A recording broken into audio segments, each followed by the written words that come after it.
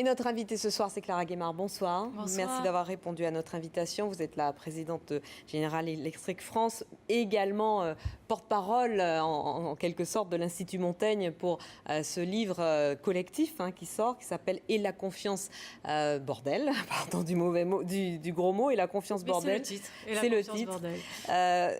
Un livre, effectivement, qui veut nous redonner confiance dans la France. Vous dites que la France est un pays désiré, jalousé, aimé. On a l'impression que les Français l'oublient parfois. Oui, je crois que ce qu'on a voulu faire, c'est un cri du cœur et aussi un cri de colère parce que on a réuni des chefs d'entreprise, des salariés, des syndicalistes, des économistes, même aussi des philosophes pour essayer de réfléchir à pourquoi il y a une telle crise de confiance, pas simplement dans toute la France, mais aussi dans l'entreprise. Après tout, quand Michel Sapin l'a dit, on est dans une situation exceptionnelle, une situation de crise. Plutôt que d'accuser les autres, peut-être se demander nous-mêmes si nous ne pouvons pas d'abord balayer devant notre porte et puis aussi se poser la question de savoir qu'est-ce que nous, on peut faire pour restaurer la confiance dans les entreprises. Et c'est l'objet de ce livre, Et la confiance bordel, parce que la confiance, on en parle.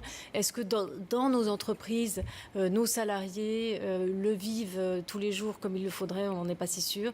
Et on essaie d'apporter des réponses concrètes, avec humour, avec dérision, puisqu'on a des dessins et de l'autocritique, parce que ce qui est intéressant dans ce livre, c'est qu'effectivement, il y a des constats qui peut-être vont irriter les partenaires sociaux, mais en même temps, de la part des chefs d'entreprise interrogés, de l'autocritique et de la responsabilisation d'eux-mêmes. Il y a dans le livre un débat très intéressant entre une chef d'entreprise, Delphine Ernotte, qui est la patronne de France Télécom d'Orange France, et Jean Caspar, qui est un grand syndicaliste. Sur la question du dialogue social. Justement sur la question du dialogue social, et qui montre bien que le dialogue social doit sortir de la posture.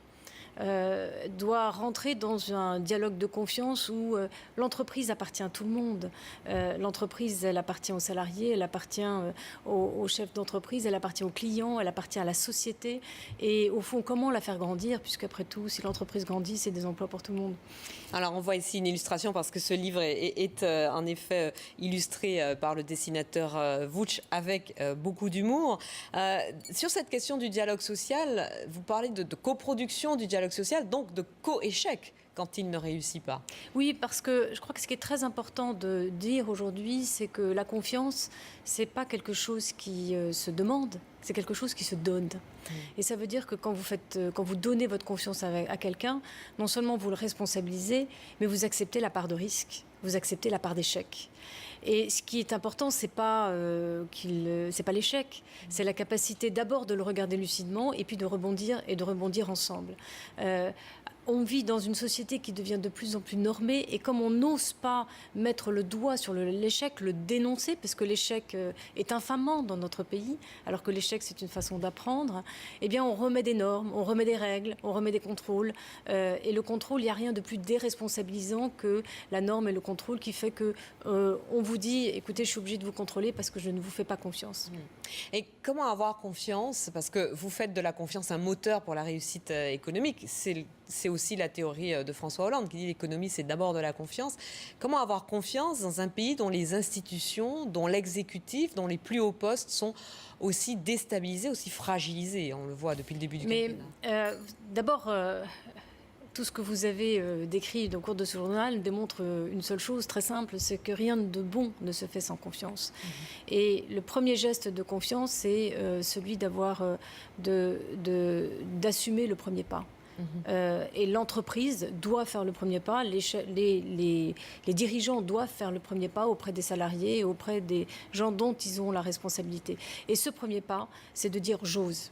J'ose prendre le risque parce qu'il n'y a pas de chance sans risque. Donc j'ose de peut-être moi-même me tromper, aussi vous faire confiance dans votre capacité à créer, votre capacité à innover.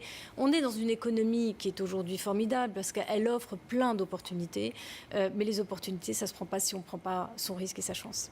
Merci Clara Guémard. Et la confiance bordel aux éditions Erol, c'est un livre qui redonne confiance dans la France, dans les Français. un livre à destination des chefs d'entreprise. Non, pas simplement des chefs d'entreprise, de tout le monde, mais qui est plein de cas concrets, plein d'exemples, qui se veut tout simplement un guide pratique pour que la confiance, ça soit plus le bordel. Merci beaucoup Clara Guémard.